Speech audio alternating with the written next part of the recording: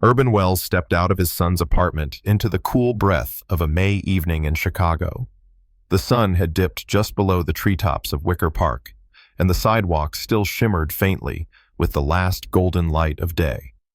He adjusted his light jacket and began the familiar walk home, taking his time as usual.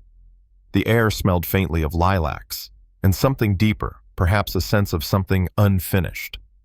Halfway down the block, his phone vibrated gently in his pocket. Urban rarely received messages at that hour. Curious, he reached for it, expecting perhaps a late-night update from the neighborhood security app or a delayed message from his accountant. Instead, the screen lit up with words from an unknown number. "Don't forget to look around." He stopped walking. For a moment, everything stilled the city. The birdsong, even the rustle of wind through the trees. His heart skipped not from exertion but from something else. Dread.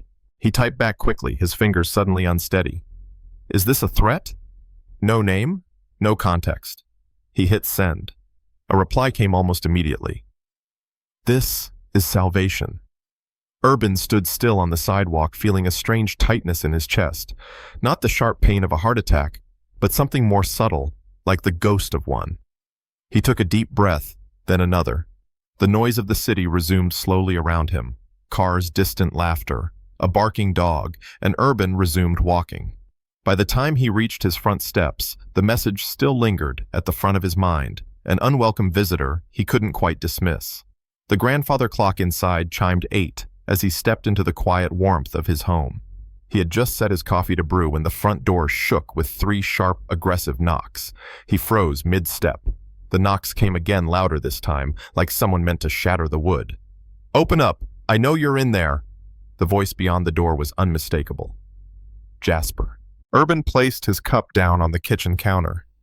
He moved slowly toward the front hall, his posture upright but his gut bracing. As he reached for the brass doorknob, his fingers hesitated for just a second. Then he opened it. Jasper stormed in without waiting for permission. His shirt was wrinkled, collar askew, and sweat clung to his forehead despite the pleasant temperature outside. His eyes were wild, unfocused, flickering across the room as though checking for something or someone. His hands trembled slightly as he brushed hair away from his face. "Dad," he said breathlessly, "I need $150,000. Tonight." Urban closed the door with quiet finality and leaned against it. He looked at his son, his 38-year-old son, and said nothing at first. Jasper paced across the living room floor like a caged dog. "It's life or death," he added more to himself than to Urban. "You don't get it." "I have heard this before," Urban said, calmly folding his arms across his chest. "I've heard this same tune for 20 years, son." No, this is different," Jasper said, voice cracking. "These people aren't messing around. If I don't come up with the money by tomorrow night, I'm done." He rubbed his temples with both hands, his posture folding in on itself. Urban stepped forward but stopped before reaching him. "Who are these people?" Jasper hesitated. "Tony Castellano, his associate. South Side. I borrowed money to cover previous debts." "Poker?" Urban asked. Jasper didn't answer, but the guilt on his face did. The silence grew between them, filled only by the steady tick of the grandfather clock and the low hum of the refrigerator in the kitchen. Urban moved to the armchair and sat down slowly, as if preparing for a long, painful ritual. No, Jasper repeated, stunned.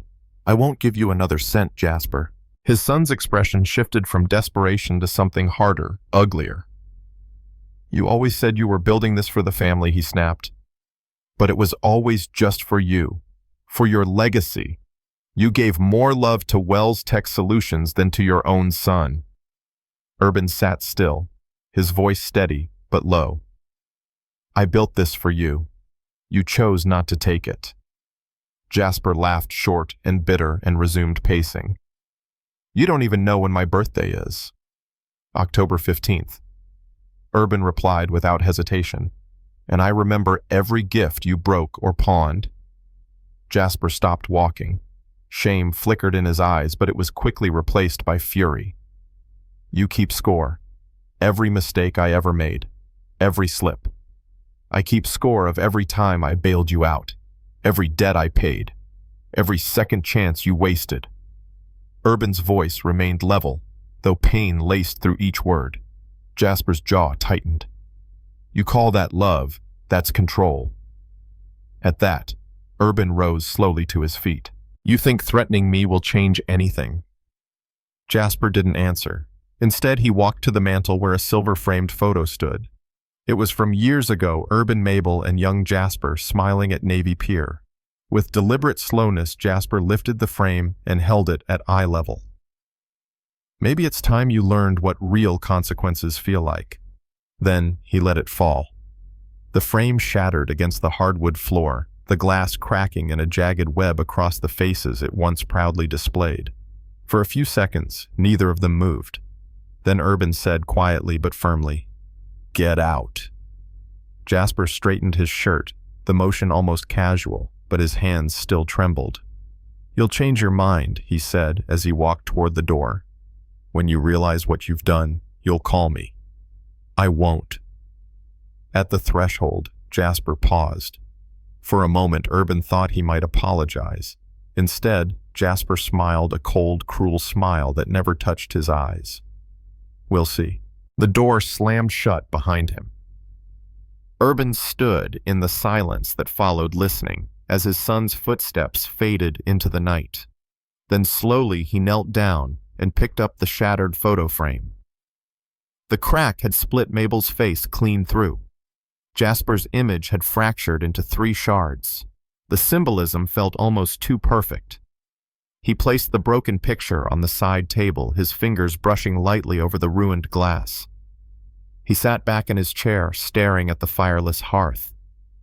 Outside, the wind picked up, slightly rattling the windows. Inside, everything remained still, except his heart beating not from fear, but from something deeper. The beginning of something final. The silence in the house felt heavier now, as though Jasper's presence had pulled in a storm and left behind its thunderless pressure. Urban sat in his armchair, hands resting on the worn leather arms, his gaze fixed on the broken frame. The crack through Mabel's face haunted him. She had always known, always warned him. She had said it one winter night years ago while sipping chamomile tea in the very chair he now occupied. "You are too soft with him, Urban," she had whispered, tired from worry. "You think you're saving him, but you are only making the hole deeper." He had dismissed her concerns back then, thinking love would be enough, thinking that second chances offered often enough would lead to redemption. A mistake he realized now. Not of the heart, but of judgment. He stood suddenly aware that the house no longer felt safe, not because of intruders, but because of memories. He turned off the hallway light Jasper had left on, then moved to the kitchen. The coffee had gone cold in the pot. He poured it out quietly, then rinsed the cup with practiced precision, as if small routines might patch larger fractures. From the kitchen window, he could see the empty street bathed in the glow of street lamps. No movement, just the stillness of suburban night. He watched for several seconds, half expecting Jasper to reappear, pacing outside, calling demanding. But the street remained silent, unaware that a father's final line had been drawn behind the front door of that house. Urban walked slowly into his study, a room that had always felt like a retreat. The air smelled faintly of old paper and cedar wood polish. Shelves lined with books, photographs framed awards, and a crystal decanter of whiskey. A gift from Mabel on their 20th anniversary reminded him of who he had once been, who he still was beneath the ache. He sat down at his desk and reached for the family album. It was heavy, not just from pages, but from years. Photographs fell open easily, as if eager to tell their stories. Jasper, age 6, missing a front tooth, smiling on his first bike. At 12, scowling in his Little League uniform after quitting mid-season. At 16, leaning against the used Honda Urban had bought him the same one he wrecked within 3 months while drag racing. Each image was a window to a version of Jasper that no longer existed, or perhaps had never truly been there. Urban lingered over one photo longer than the others. Jasper at 17, cap and gown, Mabel's hands on his shoulders. Urban smiling from behind. The pride had been genuine, the hope even more so. He closed the album gently and returned it to the drawer. Some stories once lived needed to rest. From the lower file cabinet, he pulled out a manila folder labeled simply, Jasper, Financial. He opened it on the desk, the contents spreading like a map of misplaced trust. Receipts, bank transfers, car repairs, attorney fees, bail bonds, rehab center donations. It was all there, the quiet cost of fatherhood, measured in ink and faded numbers. Urban reached for a pen and notepad. The ink scratched softly as he tallied the years. 2,000 here, 7,000 there, 15,000, for a short-lived business venture that never existed. The total rose slowly, one quiet disappointment at a time.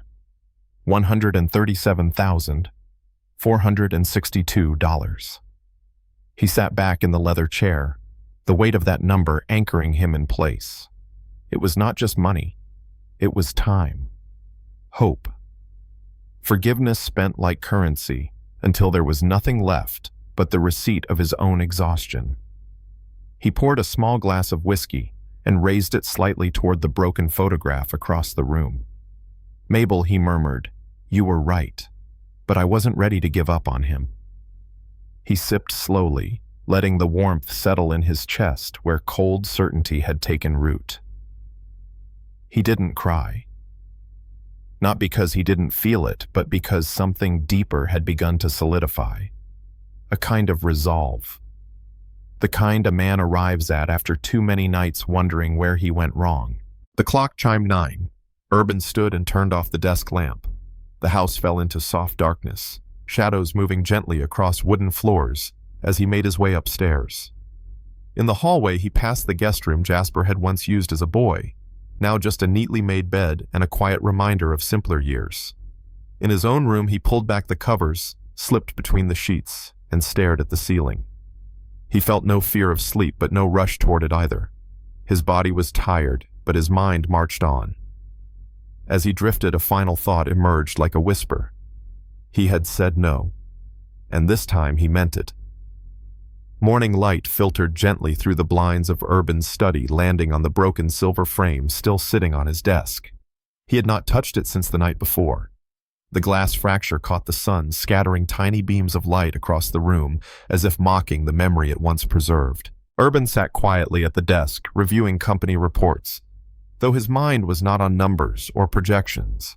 Every few minutes, his eyes drifted back to the photograph of Mabel Jasper and himself at Navy Pier.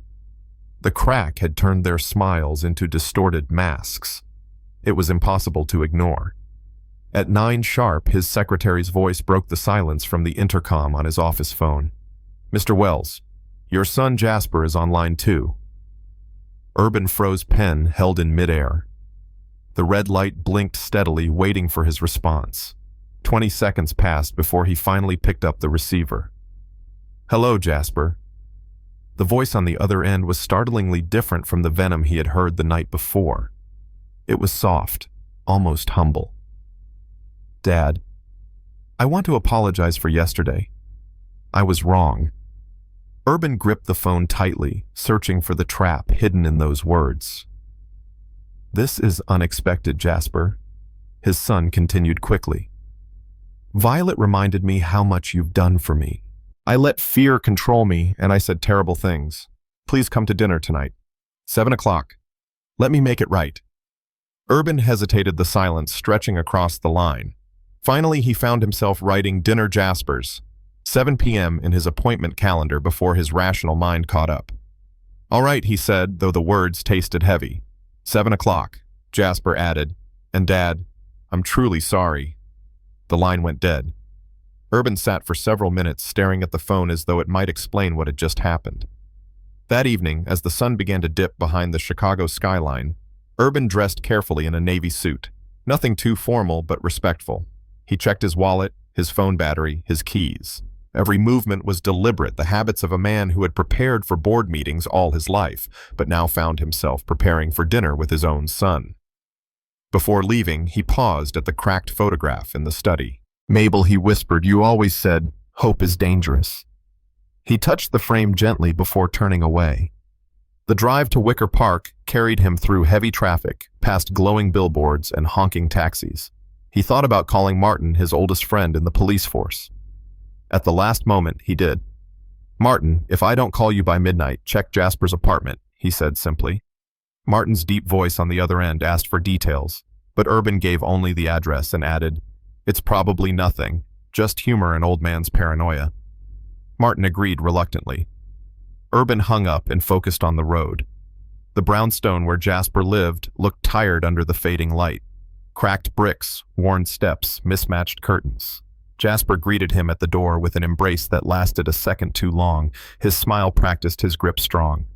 "Dad, thank you for coming. It means everything." Urban stepped inside his eyes, immediately taking in the small living room. Mismatched furniture bills stacked on a side table with red overdue stamps. A carpet that had seen better years. Violet appeared from the kitchen, wiping her hands on a towel. "Mr. Wells, welcome. I hope you're hungry." Her smile was bright but strained, the kind of smile that flickered at the edges. Dinner smelled of roasted chicken with herbs. Violet had prepared it with obvious care despite the limited means. They sat together, plates served, wine poured. Jasper began almost immediately with what sounded like a confession.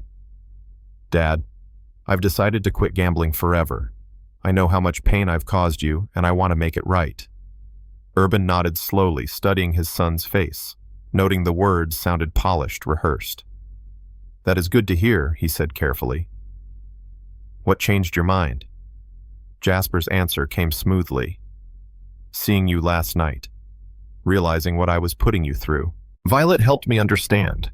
He reached for Violet's hand, but she withdrew slightly, her eyes downcast. Urban noticed details others might miss. Poker chips poking out of a half-closed drawer. Empty bottles lined by the back door. Violet's phone buzzing constantly on the table beside her plate. She excused herself twice, whispering into the device in the kitchen, returning with a smile that grew thinner each time. Once, when she returned, her hand trembled so much she dropped her fork. Jasper covered the silence with stories of family memories, though Urban recalled those same memories very differently. Fishing at Lake Geneva. Jasper claimed he learned patience. Urban remembered a sulking teenager who had abandoned his rod after 20 minutes. Still, Urban smiled faintly and let the story stand. This was theater, and he was a reluctant audience. As the meal wore on, Violet's tension became impossible to ignore.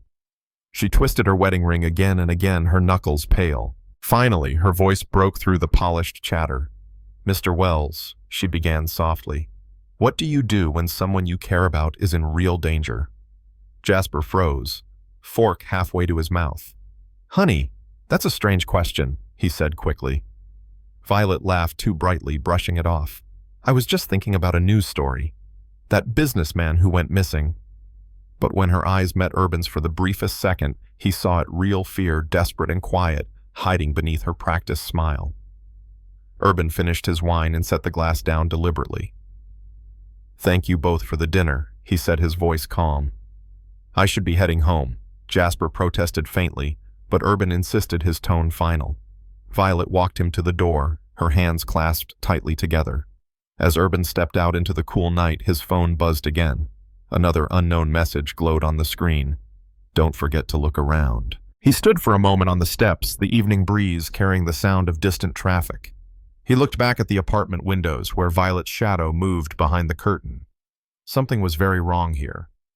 He tucked the phone into his jacket and began the walk back through Chicago's winding streets, each step heavy with suspicion. The cool May evening wrapped around Urban as he stepped down from Jasper's stoop. The streets of Wicker Park pulsed with a younger energy couples laughing as they left wine bars, the glow of neon signs flickering across narrow sidewalks. It was not his world. He buttoned his jacket against the chill and began the walk toward Oak Park, choosing distance over the crowded train. He needed the time to think. Each block felt heavier with memory. He remembered when Jasper was a boy running ahead on the sidewalk, chasing the echo of his own laughter. Those days felt impossibly distant now. Tonight, his son's laughter had been replaced with practiced apologies, his eyes darting whenever Violet shifted in her seat. Urban's instincts, sharpened from decades in business, told him everything about that dinner had been a performance. Yet part of him, the part Mabel once called dangerously hopeful, whispered that maybe Jasper was trying. Maybe.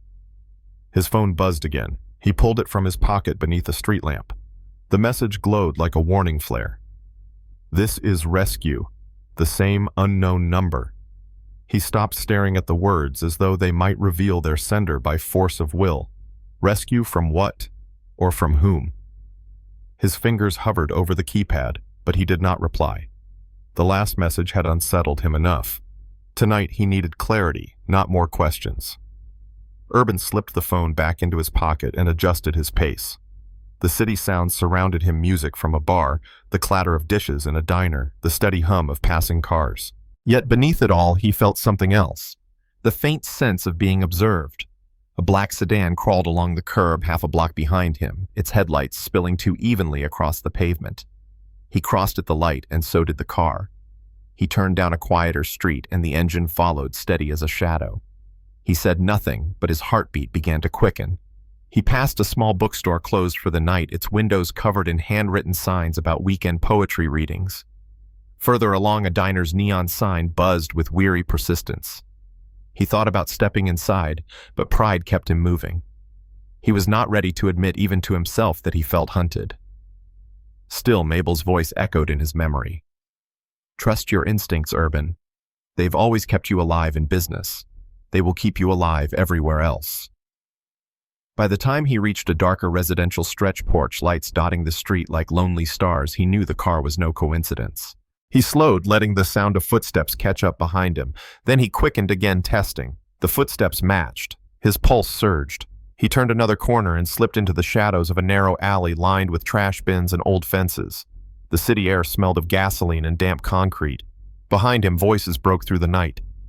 "There he is," one said, a man's voice sharp with authority. "Don't let him get far." Urban's breath caught. He pressed against the wall, steadying himself, forcing his old legs into motion again. He moved quickly, his polished shoes striking uneven pavement, his chest tightening with effort. Another voice, younger, harsher, called out, "Get him! Don't let the old man slip away." The words cut through him, cruel and impersonal. Old man. Not father. Not Urban. Just a target. He pushed forward, ducking between parked cars, heart pounding in rhythm with his feet. His body screamed for rest, but he refused. His mind calculated escape routes the way he once calculated market strategies, precisely, urgently. He needed cover, light, people. Anything. He spotted a storage shed at the end of the alley, its door left slightly ajar. With what strength remained, he slipped inside, closing the door as quietly as his shaking hands allowed. Inside, the air was thick with dust and the scent of old wood and motor oil. Urban crouched behind a stack of wooden crates, fighting to quiet his breathing. Through a crack in the door, flashlight beams swept the alley. Voices grew closer. "Check in there," one said. "Nah, it's locked. He's probably halfway to Oak Park by now." Urban held his breath, every muscle locked in silence. The beams moved away, the footsteps fading gradually. Still, he remained hidden, counting each second as if numbers might protect him. Minutes passed before he let himself exhale. He leaned back against the crate, sweat cooling against his temples, his heart still trembling inside his chest. Whoever those men were, this was no accident. They had been sent. And though he did not want to believe it, every instinct screamed the same truth.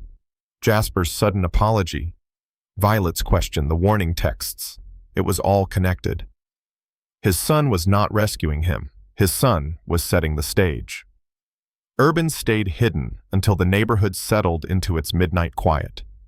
Only then did he ease out of the shed, his legs unsteady beneath him.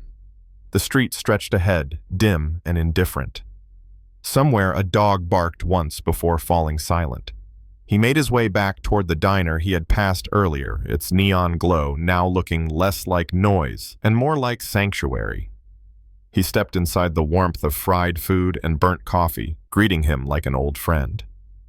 The young clerk behind the counter looked up, eyes flicking to Urban's torn jacket and pale face. Urban gave a faint nod, nothing more. At the far wall, beneath buzzing fluorescent lights, stood a payphone. Urban reached for the coins in his pocket, his fingers trembling so much that 2 quarters slipped to the floor before he managed to dial. The operator's voice answered calmly. 911, what is your emergency? Urban pressed the receiver tight against his ear, his voice low but steady. I need to report an attempted assault near Wicker Park. Please connect me with Detective Martin Reyes at District 18. Tell him it's Urban Wells. The line went quiet for a breath. Then the operator confirmed. Help is on the way, sir. Stay where you are. Urban replaced the receiver gently and sat down at a small booth, his hands clasped together on the table. He did not look out the window. He did not want to see the black sedan again. Instead, he waited for the only man he trusted to arrive, knowing that tonight was only the beginning. Detective Martin Reyes arrived at the diner 20 minutes after Urban's call. The flashing red and blue of his patrol car painted the greasy windows, drawing the attention of the few late-night customers. Martin stepped inside, tall and solid, wearing the expression of a man who had seen enough midnights like this to know when fear was real. Urban rose from the booth, steadied by relief at the sight of an old friend. What happened to you? Martin asked, taking in the torn jacket, the pale face, the tremor in Urban's hands. Urban explained carefully, recounting the black sedan, the chase through the alleys, the hiding place inside the storage shed. He repeated the words he had overheard: Jasper won't pay us for nothing. He told Martin about the warning messages, the dinner invitation, Violet's nervous behavior. Martin listened without interruption, his notepad filling with neat lines of handwriting, his pen scratching steadily across the page. When Urban finished, the detective leaned back in the booth, his dark eyes serious. That is not a coincidence. 2 men don't chase you through Chicago at night for sport. This was planned. Urban nodded slowly. The words felt like confirmation of what his heart already knew, but had resisted saying aloud. His son was behind this. Jasper had set the stage. Martin arranged for a squad car to escort them to District 18, the neighborhood station. The building hummed with late-night activity phones, ringing radios, crackling officers moving briskly through the halls. Urban sat at a desk, his statement typed out in black and white, the words cold and final on the page. My son arranged for 2 men to pursue me. They knew about my heart condition. Signing it felt like drawing a line he could never erase.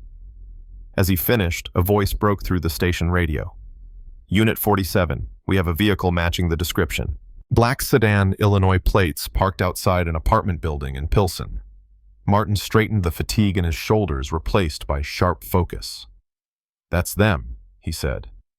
Within minutes, a plan was in motion. Patrol units converged on the address, their movements, efficient, methodical, the way Urban had once trained his managers to execute a corporate takeover.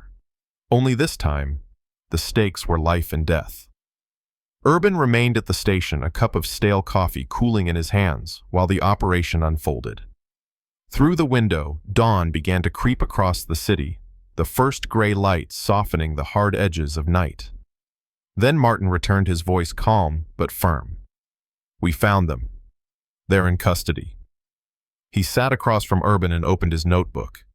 Tony Marchetti, age 32. Vince Rodriguez, 29. Both with records. Both confessed. Urban swallowed hard. Confessed to what exactly? Martin's jaw tightened. They said Jasper paid them $5,000 to scare you. Half up front, half after. He told them about your heart condition, said fear would do the rest. No assault, no obvious crime. Just a heart attack on a dark street. The words landed like a hammer. Urban closed his eyes, the weight of betrayal heavier than any fear he had felt the night before. His son had not only plotted against him, but had used his most private vulnerability, the irregular rhythm of his aging heart, as a weapon. He remembered the Christmas dinner when he had shared the doctor's warning, trusting Jasper with that knowledge. Jasper had nodded sympathetically, promising to help him live more carefully. Now Urban understood. His son had filed it away as ammunition. Martin reached across the table, resting a steady hand on Urban's arm. We have the texts. We have the bank trail. We can hold them, and we can charge him. Urban nodded faintly, though his voice cracked. I need to see him.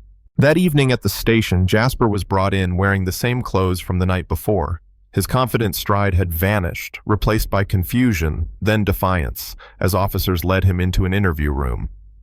Urban watched from behind the glass, his heart steady but heavy. He had once watched this same boy take his first steps across a living room carpet, giggling at the pride in his parents' faces. Now, he was watching him stumble into chains. Inside the room, Martin presented the evidence: Tony's confession, Vince's corroboration, the bank records, the surveillance footage from a coffee shop where Jasper had met them. Jasper's face shifted from denial to panic, then to something close to collapse. He dropped his head into his hands, shaking.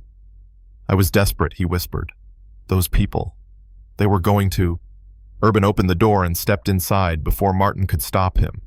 He looked at his son not with rage but with a grief that reached bone deep. Jasper raised his eyes red and wet, searching for mercy. "Dad, I didn't mean to kill you. Just to scare you. Just enough to make you help me." Urban's voice was quiet, steady, stripped of any illusion. "You wanted my heart to fail.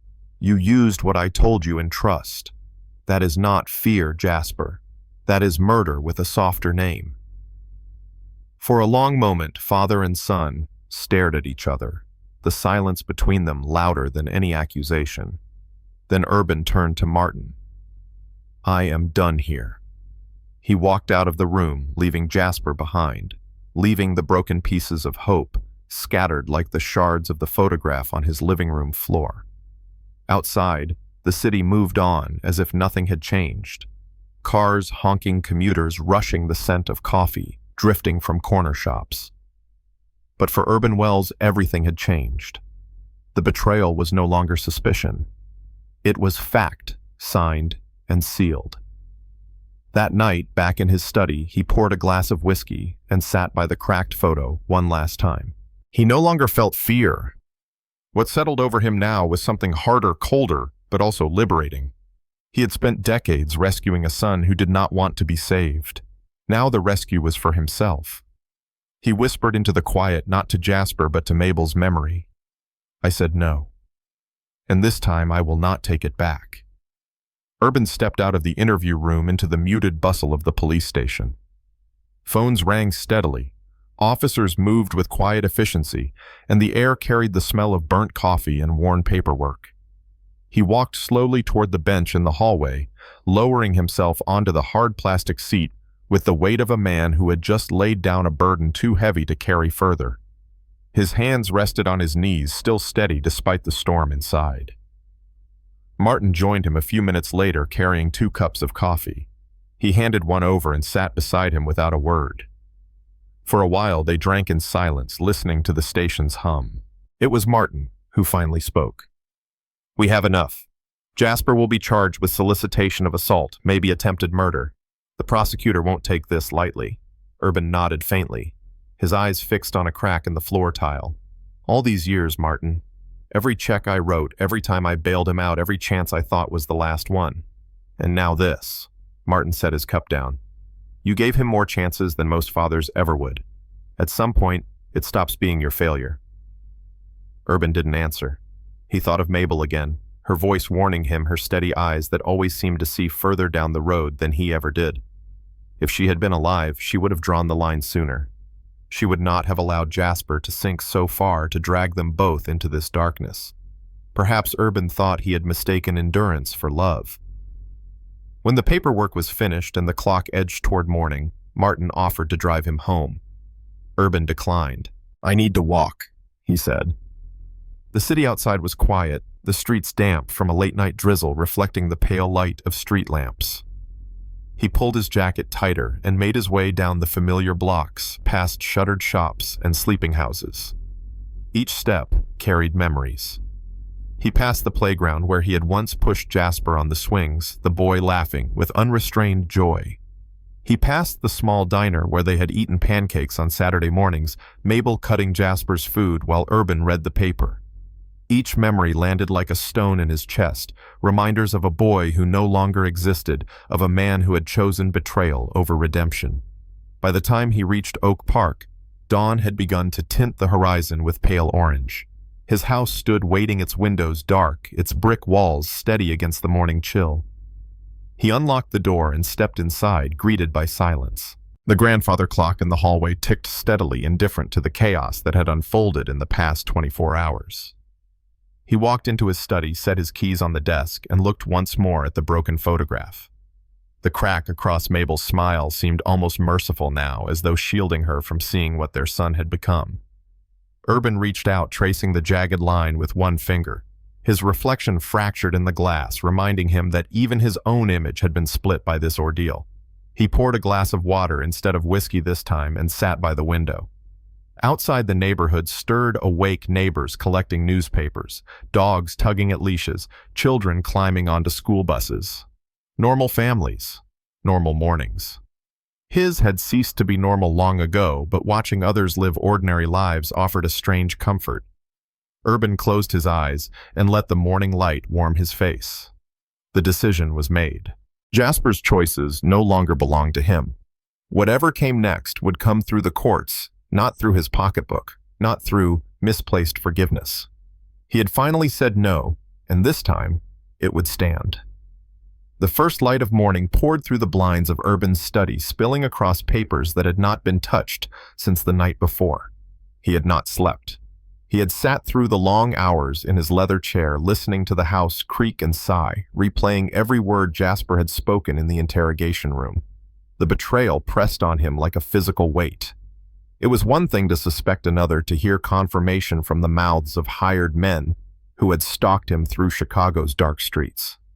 The phone on his desk buzzed softly. A message glowed across the screen. Unknown number. Urban's breath caught until he opened it. I am sorry. I could not stop him. I did not want you to die. He stared at the words, then typed slowly. Who are you? The reply came quickly. It is Violet. I warned you last night. I could not let him do this. Urban set the phone down gently. Relief washed through him, but so did sorrow. She was trapped in the same web, a woman tied to a man who had turned against his own father. Later that morning, Martin arrived at the house. He carried a folder under his arm, his expression steady, his presence filling the room with order. He spread the papers across the desk, bank transfers from Jasper's account, text messages recovered from Tony's phone, surveillance photographs from a coffee shop in Wicker Park. Every page was another nail in the coffin of denial. Jasper had orchestrated the entire plan. He had provided time's roots, even details of Urban's heart condition. The intent had been clear: frighten him enough to end his life and let nature disguise the crime. Urban studied the evidence carefully, his fingertips pressing into the paper until they left faint marks. He took what I told him in confidence, he said quietly. He stored it away like a weapon. Martin did not disagree. The prosecutor will have no trouble. We are preparing the charges now. Attempted murder. Conspiracy. It will hold. For a long moment, Urban said nothing. He looked out the window at the oak trees swaying gently in the spring wind. Children walked to school lunchboxes, swinging mothers calling after them. Normal life untouched by such betrayals. Finally, he turned back to Martin. I want to see him again. One last time. That afternoon, they met in a different room of the station, smaller and quieter than the interrogation chamber. Jasper sat across the table in an orange jumpsuit, his wrists cuffed loosely in front of him. He looked smaller than Urban remembered, shoulders hunched, eyes red from sleeplessness. For a fleeting second, Urban saw not the man but the boy Mabel had once soothed after nightmares. Then Jasper lifted his eyes and the illusion shattered. Dad, he whispered, his voice cracking. I was desperate. They were going to come after me if I did not pay them back. I thought if you believed you were in danger, you would help me. I did not mean for it to go this far. Urban leaned forward, his hands clasped together on the table. His voice was low but steady. You asked strangers to hunt me through the streets. You gave them the weapon of my own heart. That is not desperation, Jasper. That is betrayal. Of everything. Jasper's face twisted, shifting between shame and anger. I needed help. You could have saved me and you refused. What kind of father does that? Urban's jaw tightened, though his tone remained calm. A father who has saved his son too many times already. A father who finally understands that love without limits becomes destruction. "You crossed the line, Jasper. You are no longer my son." The words hung in the air, sharp and final. Jasper's head fell into his hands. A muffled sob escaped, but Urban did not move. He stood slowly, nodded once to Martin, and walked out. Behind him, the door closed with a hollow sound that seemed to echo through his chest. Back home, the house greeted him with the same silence it always held. But it felt different now, emptier, yet strangely lighter. He entered the study and found the broken photograph exactly where he had left it. He picked it up carefully, the cracked glass catching the afternoon sun. For a moment he considered repairing it, but then he carried it to the wastebasket and placed it inside. Some images did not deserve restoration. Urban poured himself a glass of water and stood by the window again. His phone buzzed once more. A message from Violet. "I have spoken with an attorney. I will testify. I am filing for divorce. He is not the man I thought he was. Thank you for surviving." Urban set the phone down and let out a long breath. For the first time in many years, he felt the faintest outline of freedom forming around him. Not freedom from duty, not freedom from age, but freedom from the endless cycle of rescuing a son who did not want to be rescued. He whispered softly toward the evening air, as though Mabel might still hear. "You were right, and now it is finished." Evening settled slowly over Oak Park, washing the neighborhood in soft amber light.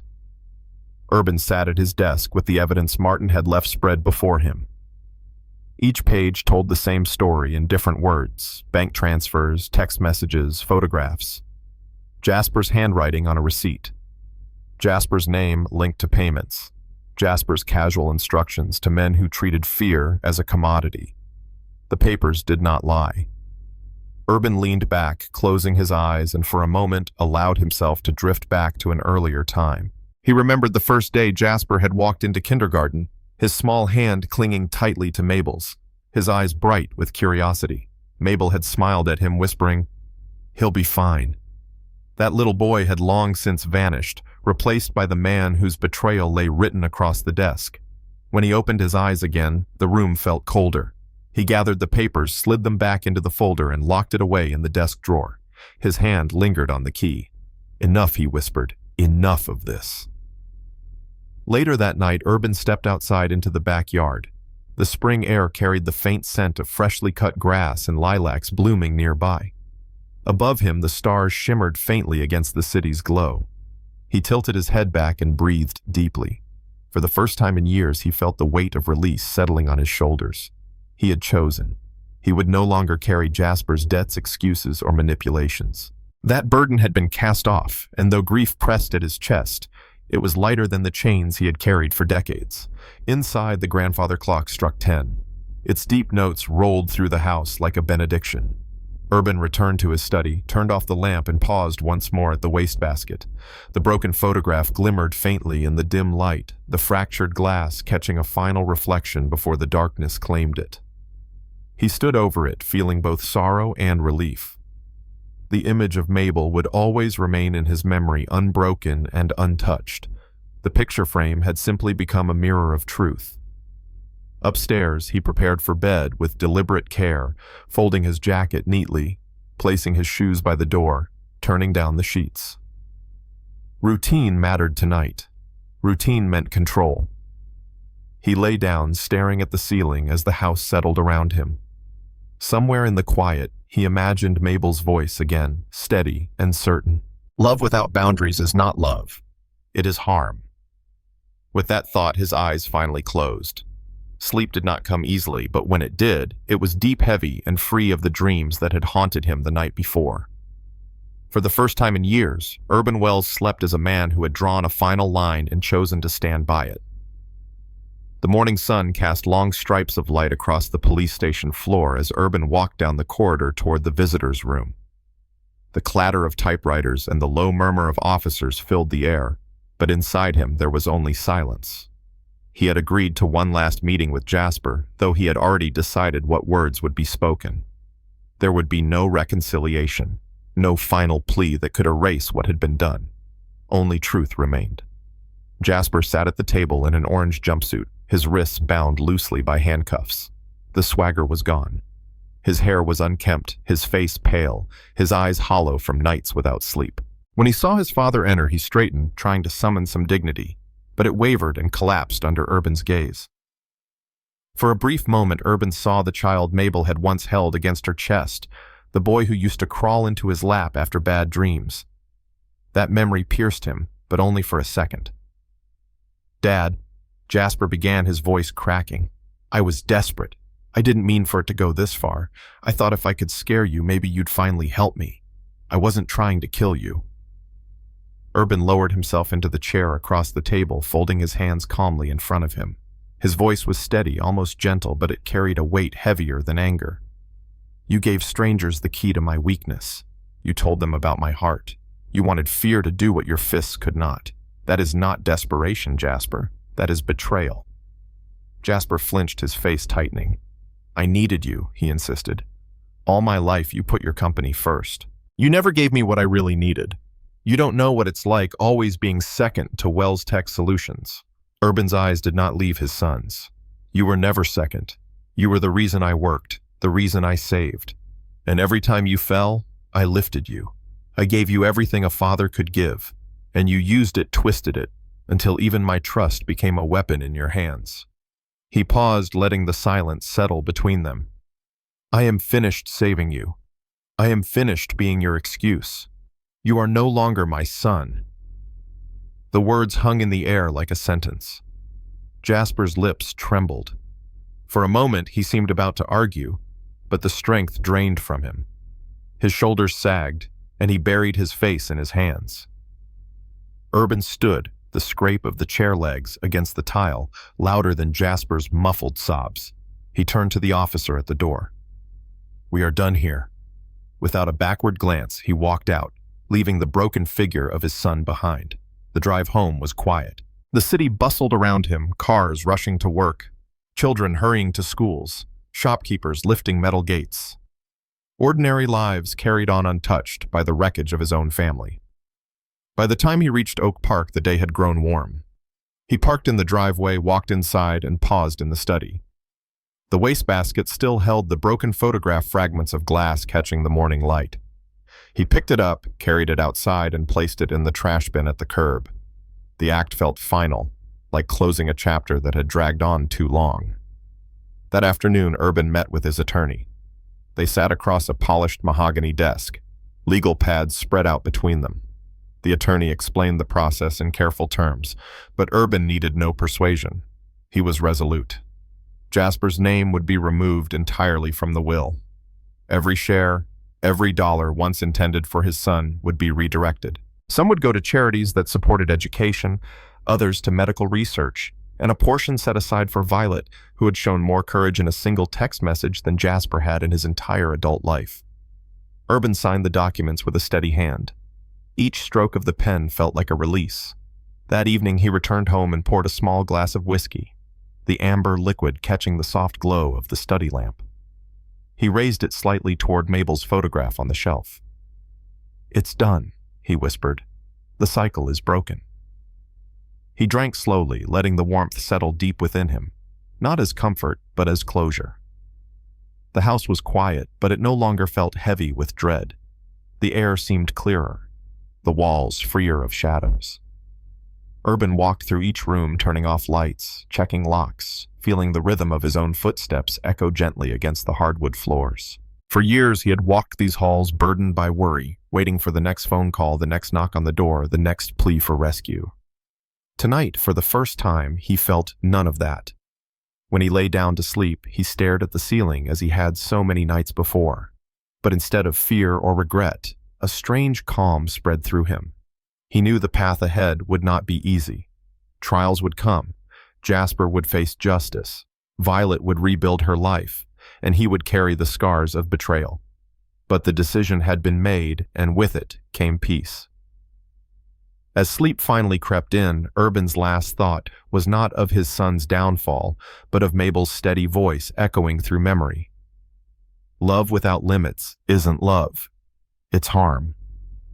He had finally understood, and in that understanding, he found freedom. The days that followed moved with a strange stillness.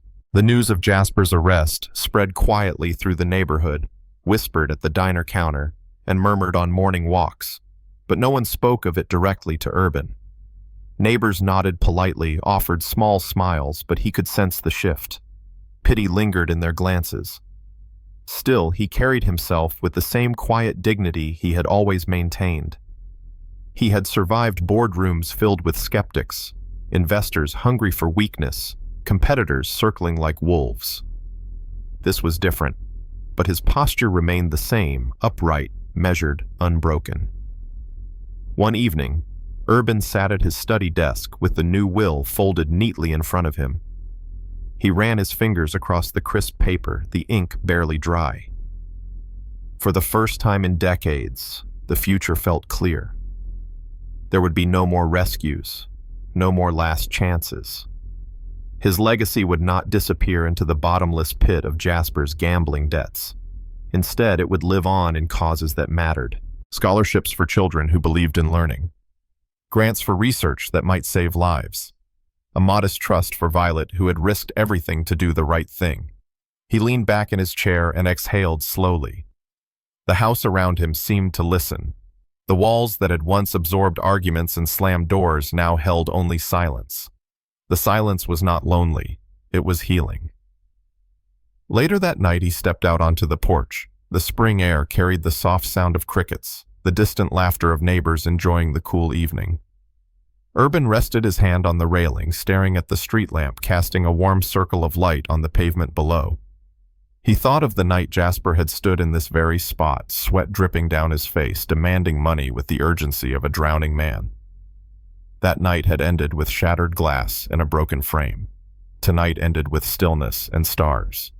He whispered into the night, not expecting an answer. "You were my son, and I loved you. But love without truth cannot survive." And now the truth has spoken. His words drifted into the dark, carried away by the gentle wind. When he went inside, he paused by the trash bin near the curb where the broken photograph had been taken days before. The bin was empty now, collected and gone. It struck him with sudden clarity. The broken image had been carried away, just like the burden of misplaced hope. What remained was only memory, painful, but no longer heavy. As he climbed the stairs to bed, Urban felt a lightness he had not known for years.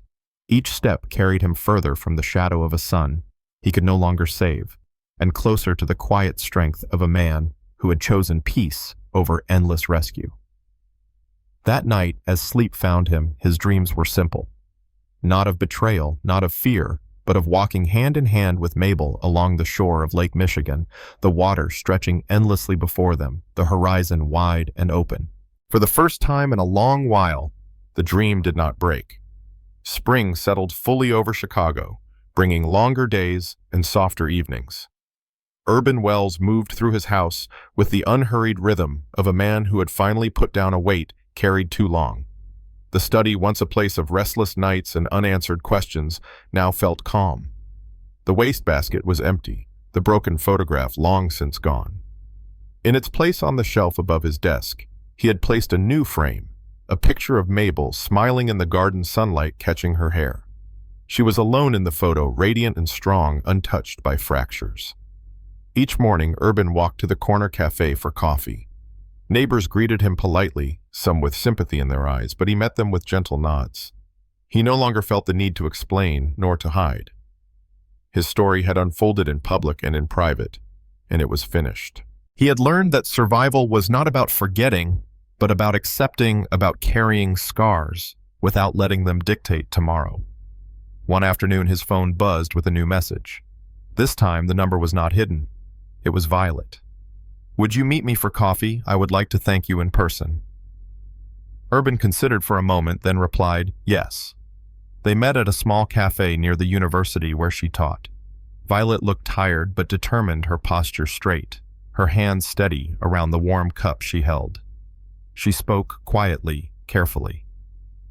"I am sorry for everything. I did not know how far Jasper would go until it was too late. I should have stopped him sooner." Urban shook his head gently. "You warned me.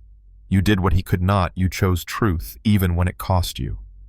She lowered her gaze, twisting the ring finger now bare of jewelry. I filed for divorce. I will testify.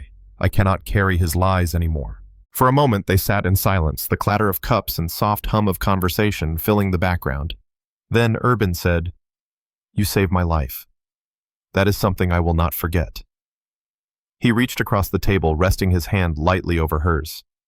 "You deserve a future free from his shadow." Violet's eyes welled with tears, but she smiled faintly. "So do you." That evening, Urban returned home with a sense of quiet completion. In his study, he opened the family album once more. He turned past the photographs of Jasper's childhood images that once ached, but now felt like history until he reached the final pages. He slipped in a new photo, the one of Mabel in the garden, and closed the album gently. Some stories ended, others continued, and the act of turning pages was its own kind of healing. As twilight deepened, Urban stepped onto the porch. The air was warm, carrying the scent of blooming lilacs. Children laughed somewhere down the block, their voices rising like birdsong. He leaned against the railing, gazing at the street lamp flickering on. For the first time in many years, he felt no fear of what the night might bring. There would be no knock on the door, no desperate plea, no shadow of manipulation, only quiet. He whispered softly into the evening words, meant for Mabel, for himself, perhaps even for the son he no longer claimed. "It is finished, and I am free." When he went inside, he left the porch light glowing not as a beacon for someone lost, but as a symbol of peace within his own home. Upstairs, he prepared for bed with the same deliberate care as always. But tonight, each movement carried ease rather than duty. He slipped beneath the covers, closed his eyes, and let the steady rhythm of his heart guide him into sleep. The world outside moved on, cars on distant streets, trains rumbling, lives unfolding. But within the quiet walls of his house, Urban Wells had finally reclaimed what mattered most. Not wealth, not legacy, but peace. And in that peace, he found the truest kind of freedom. The next morning, Urban woke earlier than usual. Sunlight filtered through the curtains, casting soft patterns on the floorboards. He lay still for a few moments, listening to the quiet hum of the house. It was the same house that had carried laughter, arguments, and years of uneasy silence. Yet today it felt different. It felt lighter. He rose, dressed neatly, and made his way to the kitchen. The simple act of brewing coffee carried a new kind of peace. No hurried footsteps on the stairs, no anxious calls demanding money, no restless glances toward the front door. Just the steady drip of water through grounds and the faint aroma filling the air. When the cup was ready, he carried it to the porch and sat down, watching the street awaken. A neighbor waved from across the way, carrying a newspaper tucked beneath his arm. Urban returned the wave, a small smile curving his lips. It had been years since such simple gestures had felt genuine. He sipped slowly, savoring both the warmth of the drink and the stillness of the morning. Later, as he walked along the quiet block, he passed the small park where Jasper had once played as a boy. The swings creaked gently in the breeze, empty now, but still echoing with memories. Urban paused, his gaze fixed on the spot where Mabel had once stood, calling to their son as he climbed the slide with fearless energy. A pang of sorrow touched him, but it did not linger. The memory was no longer a wound, but a reminder of love that had existed even if it had been lost. On his way back, he stopped at the post office and mailed a sealed envelope addressed to his attorney. Inside was a personal letter to be attached to his will. The words were simple, written in his careful hand. They spoke of gratitude for the life he had built, sorrow for the mistakes he had made, and hope that his legacy would help others find the chances his son had thrown away. It was not a farewell, but a statement of peace. In the evening, Violet called. Her voice was steady, though tinged with weariness. "I testified today," she said. "It was not easy, but it was necessary." Urban listened quietly, offering only the reassurance of his presence. She thanked him again for his kindness, for believing her warning, for reminding her that even in the darkest hours, truth mattered. When the call ended, Urban sat for a long time in his study, reflecting on the strange ways life delivered its lessons. The grandfather clock struck 9.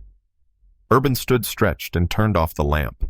He glanced one last time at the photograph of Mabel in the garden. Her smile seemed to glow faintly in the dim light, as if approving of the choices he had finally made. That night, when he lay down to sleep, his heart beat steady, unburdened by fear.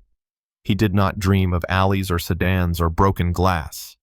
Instead, he dreamed of sunlight on water, of Mabel's hand in his, of the quiet laughter of a boy who had once been full of promise. And though the dream shifted with memory's sharp edges, it carried him gently into rest. For the first time in a very long while, Urban Wells knew he was truly free. The house had grown quiet, yet it no longer carried the heavy silence of fear. What lingered was something gentler, the kind of calm that comes when a man has faced the storm and found the courage to walk out on the other side. Urban's story had been one of shadows and betrayal, but also of light returning piece by piece through truth and release. In the stillness of his final nights, he discovered that freedom did not mean forgetting. It meant choosing peace over chains, dignity over despair. The lesson carried within these chapters is simple, yet it reaches deep. When a person chooses to stand firm in dignity and refuse to bow to manipulation, even when it comes from those closest to the heart, they not only reclaim justice, but also open a door to something greater. Pain leaves scars. Yes, but those scars can become maps, reminders that survival is not about escaping loss, but about walking with it gently towards something better. For those listening who have lived long enough to see both joy and sorrow, the truth may feel familiar. We cannot always rescue those we love, but we can protect the best of ourselves, so that love is not destroyed by harm disguised as loyalty. Perhaps the story also reminds us not to judge too quickly, not to assume that worth or courage rests only in the obvious places. It was Violet, the quiet figure so often overlooked, who found the strength to send a single warning. That small act of conscience carried more weight than all of Jasper's desperate schemes. Just as a lamp left burning in a window can guide a traveler safely home, on the darkest night a single gesture of truth can turn the course of another person's life. If there is a message here for our own days, it may be this: guard your heart, but do not close it. Trust carefully, but do not lose the ability to hope. And when betrayal or hardship arrives, as it surely will in one form or another, remember that peace is not handed down by others. It is chosen one decision at a time. Many of us know this well from decades of carrying burdens no one else could see. Sometimes the bravest act is not to fight harder for someone who refuses to change, but to step back and say, enough. My life has value too. So tonight, as you let the rhythm of the story fade, take a moment to breathe in its quiet truth. Think about the people who stood beside you in your hardest moments and the times you found light where you least expected it. If this tale has touched you, consider sharing its warmth with someone who may be searching for their own small light in the dark. Because in the end, dignity, truth, and a single act of kindness are what carry us safely home.